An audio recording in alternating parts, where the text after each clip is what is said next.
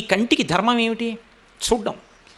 అది చూస్తుంది, అది దాని లక్షణం. కన్ను ఉన్నది ఎందుకు? నేను ఇలా చూస్తున్నాను అనుకోండి, కన్ను చూస్తుంది. కన్ను చూడడం వల్ల పాపం వస్తుందా? మనసులో ఉన్న సంకల్పం చేత పాపం వస్తుందా?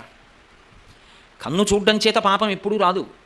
దేని చేత పాపం వస్తుందంటే మనస్సు ఎలా చూస్తోందన్న దాన్ని బట్టి పాపం వస్తుంది.